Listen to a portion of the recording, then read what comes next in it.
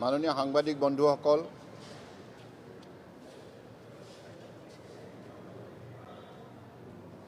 বৰ্তমান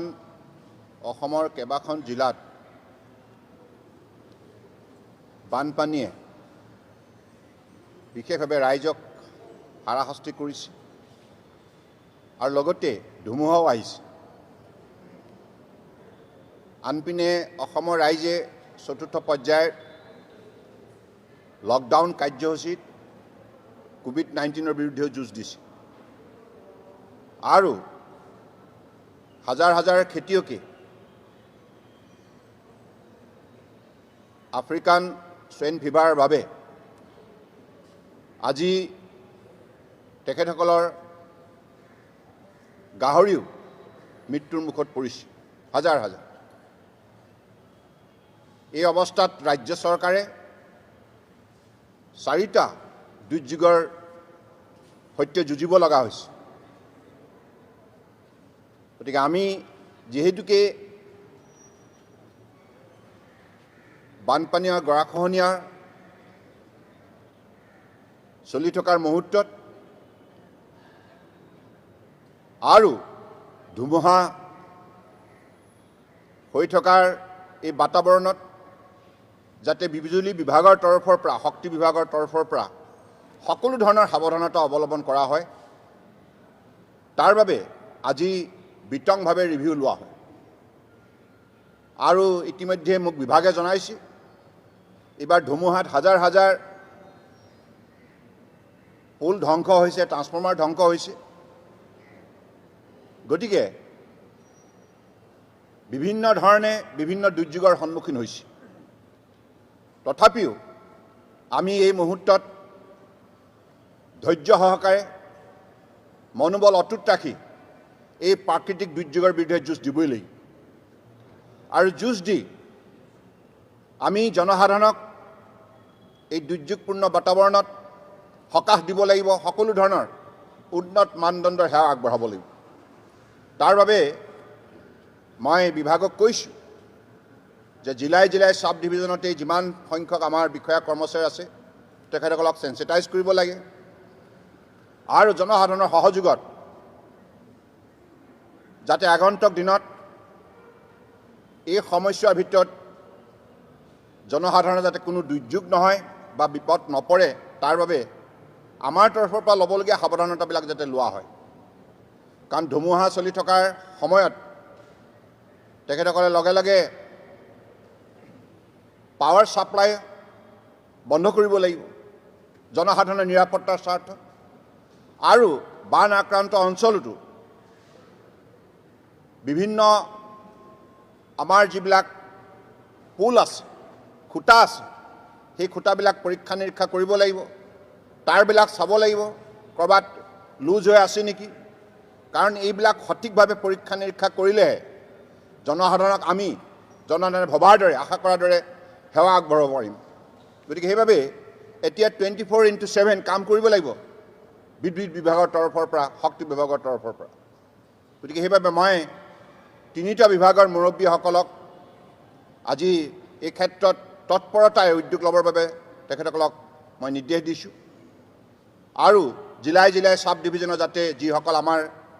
নিষ্ঠাৱান বিষয়া কৰ্মচাৰী আছে, অভিযন্তা আছে, সকলোৱে যেন জনসাধাৰণক আস্থাৰ বিশ্বাসত লৈ এই কামত আত্মনিয়োগ কৰে।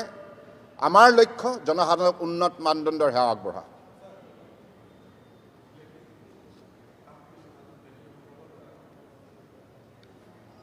শুনক এটা কথা, এই মুহূৰ্তত আমাৰ তৰফৰ পৰা ইতিমধ্যে আপোনালোকে জানে যে যথেষ্টখিনি লোকচান ভৰিব লগা হৈছে। কাৰণ এই লকডাউন পৰিস্থিতিত যিখিনি সমস্যাৰ সন্মুখীন হৈছে এই বিভাগটোৱে, এই কথা আপোনালোকেও উপলব্ধি কৰিছে। যাই কি নহওক আমি সকলো পৰিস্থিতি অতিক্ৰম কৰিবৰ বাবে নিজক প্ৰস্তুত কৰি ৰাখিব লাগিব। আমি দৃঢ়তা অটুট ৰাখিব লাগিব। আৰু আপুনি যিটো কনচেশ্যনৰ কথা কৈছে এই বিষয়টো আমি বিবেচনা কৰি আছোঁ।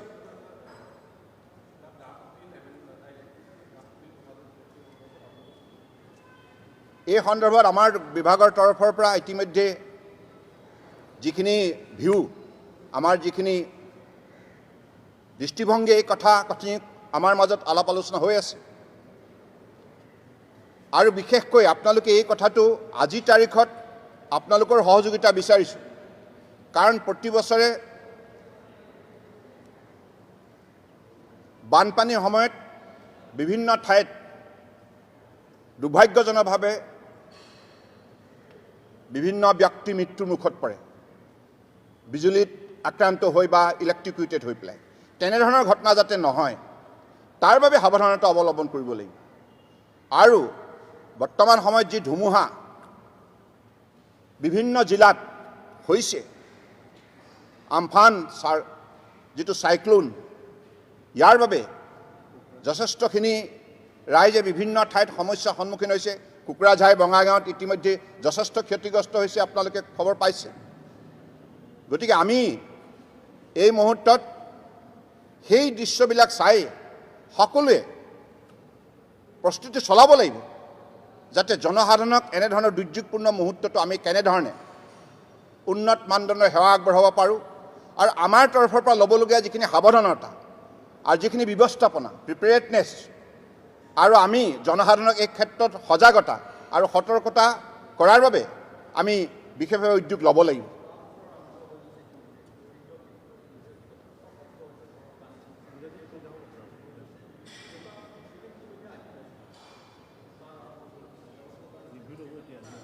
মই অলপ পাছত এতিয়া ফ্লাডৰ ওপৰত 4টা বজাৰ পৰা ৰিভিউ হ'ব বিভাগৰ মন্ত্ৰী আৰু বিষয়া কৰ্মচাৰীক লৈ পেলাই এতিয়া 4টা বজাৰ পৰা বিতংভাৱে আজি সমগ্ৰ অসমত কেইবাখনো জিলাত বানপানী আৰু গৰাখহনীয়া আক্ৰান্ত হৈছে সেইসকলক লৈও এই বিষয়টোৰ ক্ষেত্ৰত আমি ৰিভিউ ল'ম আৰু চৰকাৰৰ তৰফৰ পৰা ইতিমধ্যে নিৰ্দেশনা দিয়া হৈছে জিলাৰ উপায়ুক্তসকলক কোৱা হৈছে যে প্ৰতিখন জিলাত এটা ডেডিকেটেড টীম বানপানী আৰু গৰাখহনীয়াৰ বাবে গঠন কৰিব লাগিব কাৰণ কোভিড-19ৰ বিৰুদ্ধে আমাৰ জিলা প্ৰশাসনে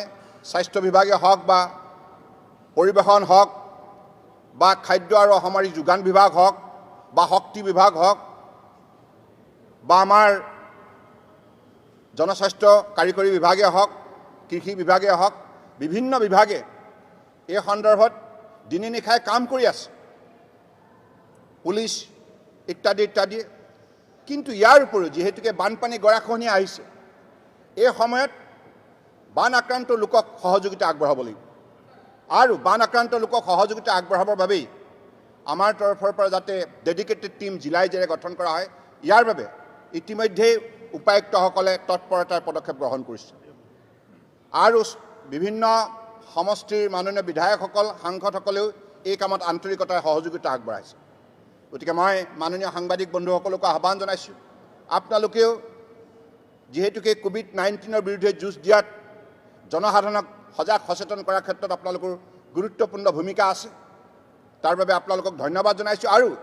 এই যিখিনি দুৰ্যোগ বানপানী গৰাখহনীয়া ধুমুহা ইত্যাদিৰ সৈতে মোকাবিলা কৰিবৰ বাবে জনসাধাৰণৰ মাজত সেইখিনি সজাগতা আৰু দৃঢ়তা গঢ় দিয়াৰ ক্ষেত্ৰত আপোনালোকে উল্লেখযোগ্য ভূমিকা পালন কৰাটো মই বিচাৰোঁ ধন্যবাদ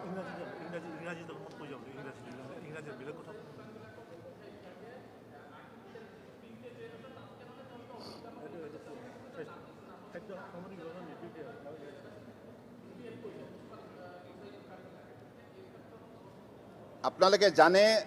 যে মূল্যবৃদ্ধিৰ কথা আপুনি সুধিছে মূল্যবৃদ্ধি যোৱাকালি আমাৰ কেবিনেটতো এই সভাত এই কথাবিলাক আলোচনা হৈছে আমি সকলোকে বিশেষকৈ যিসকল ব্যৱসায়ী আছে তেখেতসকলক আহ্বান জনাইছোঁ যে বৰ্তমানৰ যিটো দুৰ্যোগপূৰ্ণ মুহূৰ্তৰ সুযোগ লৈ যাতে কোনোৱে যাতে মূল্যবৃদ্ধি কৰিবৰ বাবে প্ৰয়াস নকৰে আৰু খাদ্য বিভাগৰ তৰফৰ পৰা ইতিমধ্যে এই ক্ষেত্ৰত ডিলাৰসকলৰ সৈতে চেম্বাৰ্ছৰ সৈতে আলোচনাত মিলিত হৈছে I sincerely extend my thankfulness to all my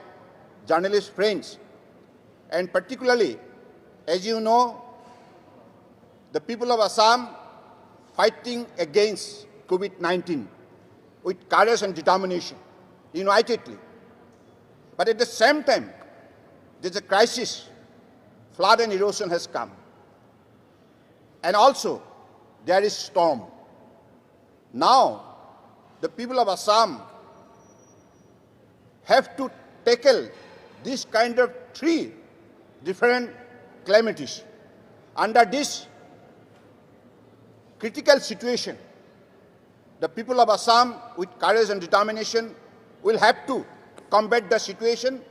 That is why the government of Assam has taken all kind of adequate measures to help out those